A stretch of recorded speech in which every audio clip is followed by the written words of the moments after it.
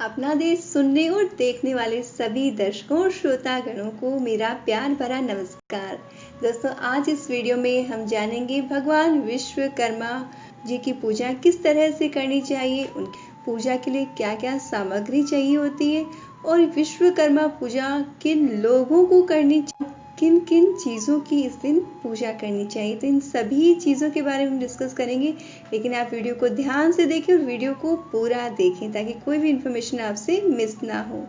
सबसे पहली चीज़ जो कि देवशिल्पी भगवान विश्वकर्मा की पूजा हर साल 17 सितंबर को की जाती है। 17 सितंबर को की जाती है। हिंदू धर्म की माने तो भगवान विश्वकर्मा का प्रादुर्भाव को लेकर कई मान्यताएं और अलग अलग मान्यताएं हैं। एक मान्यताओं के अनुसार तो भगवान विश्वकर्मा का जन्म आश्विन माह की कृष्ण पक्ष की प्रतिपदा तिथि को हुआ था और वहीं कुछ दूसरों की मान के अनुसार भाद्रपद की अंतिम तिथि को हुआ था। तो ये बड़ा कंफ्यूजन था, इसीलिए ये तय किया गया कि भगवान विश्वकर्मा का पूजन का शुभ मुहूर्त सूर्य के पारगमन के आधार पर तय किया जाएगा। इसके पीछे कारण ये था कि भारत में मनाए जाने वाले सभी त्योहार बेसिकली चंद्र के मुताबिक होते हैं, चंद्रमा की गति के आधार पर होते हैं, लेकिन विश्वकर्मा पूजा की जो तिथि है वो सूर्य को देखकर की जाती है और यह तिथि हर साल 17 सितंबर को ही पड़ती है। दोस्तों, भारत के पूर्वी राज्यों में विश्वकर्मा पूजा जहां 17 सितंबर को होती है, वहीं कई जो राज्य हैं वहां पे धनतेरस के अगले दिन देवशिल्पी भगवान विश्वकर्मा की पूजा की जाती है। तो 17 सितंबर को जिन राज्यों में पूजा की जाती है उनमें है बिहार, बंगाल, झारखंड, असम और त्रिपुरा। इन सभी राज्यों में 17 सितंबर को पूजा की जाती है और बाकी कई राज्यों में जो है वो दीपावली, धनतेरस के अगले दिन जो है पूजा की जाती है। अब हमें ये जानना है कि इस दिन की पूजा का किन लोगों को करना चाहिए और किन किन चीज़ों की इस दिन पूजा होनी चाहिए। भगवान विश्वकर्मा को देवताओं का शिल्पी यानी कि इंजीनियर कहा जाता है। निर्माण और सृजन की देवता के रूप में इनकी प्रतिष्ठा है। और दोस्तों, अगर हम शास्त्रों की माने तो भगवान विश्वकर्मा ने ब्रह्मा के निर्देशानुसार इस पृथ्वी को मनुष्यों के रहने लायक बनाया। यहाँ तक कि ये भी माना जाता है कि देवताओं के रहने के लिए स्वर्गलोक, भगवान श्री कृष्ण की नगरी द्वारिका, भगवान विष्णु का सुदर्शन चक्र, महादेव का त्रिशूल आदि अस्त्र शस्त्र भी भगवान विश्वकर्मा द्वारा ही बनाए गए हैं। इसके अलावा रावण की जो स्वर्ण की नगरी लंका थी और महाभारत काल में जो हस्तिनापुर था और पांडवों की नगरी इंद्रप्रस्थ और जगन्नाथपुरी के मुख्य मंदिर का निर्माण भी विश्वकर्मा ने ही किया था। यही वजह कि निर्माण और कर्म से जुड़े लोग बड़े पैमाने पर भगवान विश्वकर्मा की पूजा करते हैं। फैक्ट्रियों में, वर्कशॉप में बुनकर, मिस्त्री, शिल्पकार, औद्योगिक घरानों में विश्वकर्मा की पूजा की जाती है। यानी कि जो भी हाथ की कलाकारी से जुड़े हुए लोग हैं, जो अपने हाथ के कौशल से काम करके हैं, पैसा कमाते हुए, सभी विश्वकर्मा की पूजा करते हैं। इस दिन लोग जो है अपने घरों में जो भी वाहन वो यूज करते हैं, जैसे बाइक हुई, कार हुई, इन सब की भी पूजा करते हैं और इसके साथ में जिन मशीनों के द्वारा वो पैसा अर्जन करते हैं, जो मशीनें उनकी हेल्प करती है, उन सभी उपकरणों की पूजा होती है।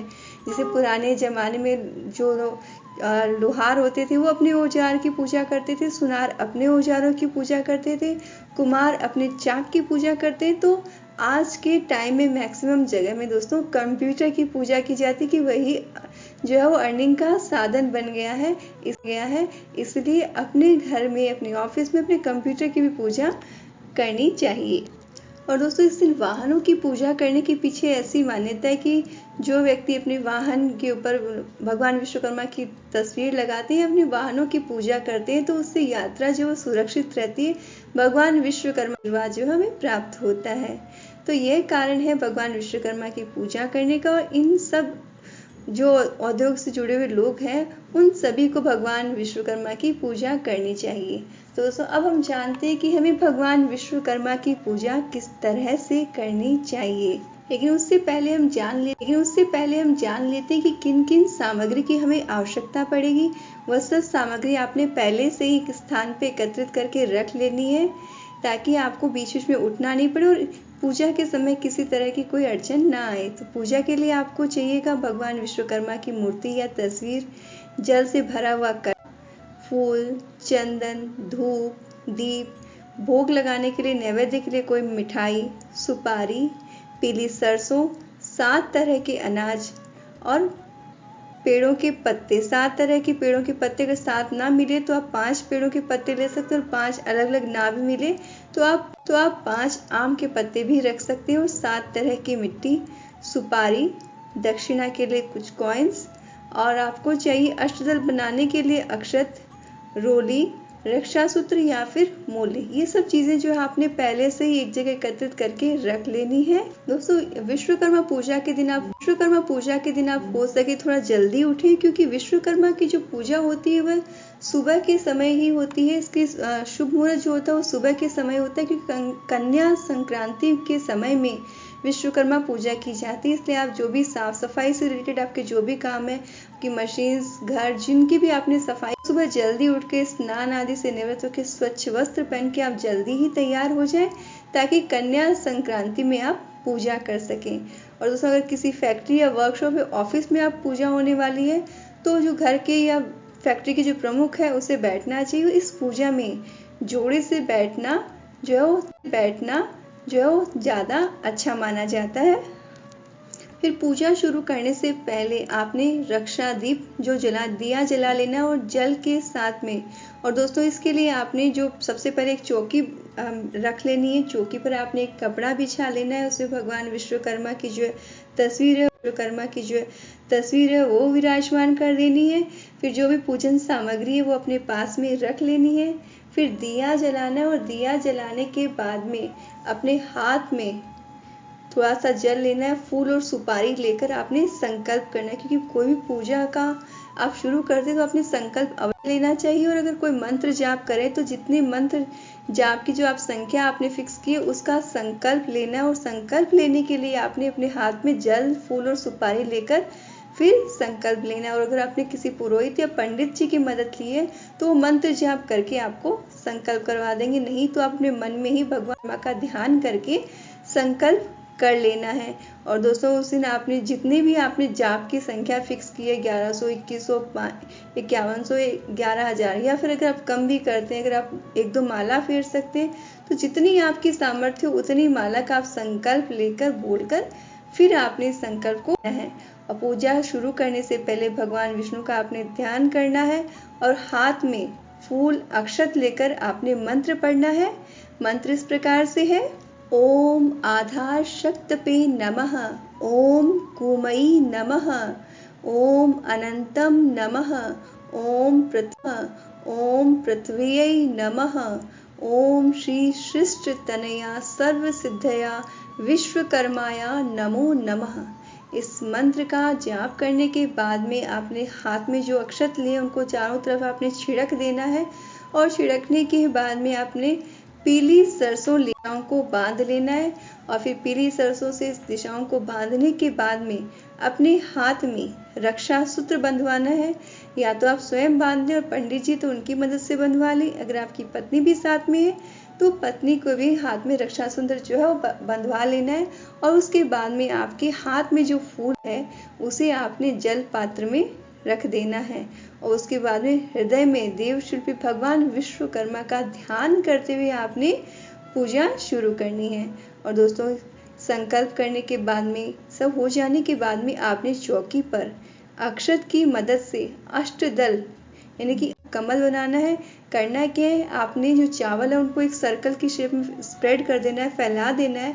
फिर उसमें आपने क्रॉस बनाना है, और फिर वापस रिवर्स में क्रॉस बनाना है। तो इस तरह से जो सर्कल है वो 8 भागों में डिवाइड हो जाएगा। इसी को अष्टदल कमल की रंगोली कहते हैं। बनाने के बाद में आपने इस अष्टदल कमल के ऊपर में जो जल से भरा हुआ कलश है वो स्थापित कर देना है, और कलश के अंदर आपने 7 तरह के जो अनाज है वो डालने हैं।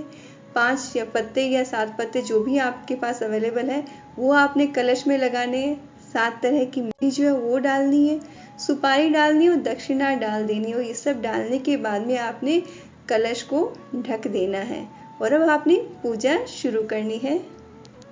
आपने भगवान विश्वकर्मा की जो मूर्ति या तस्वीर जो भी है उसको तिलक करना है, अक्षत चढ़ाना है, पुष्प आदि चढ़ाना है, नैवेद्य चढ़ा, फिर उनको धूप दीप दिखाना है। उसके बाद में आपने भगवान विश्वकर्मा की आरती करनी है।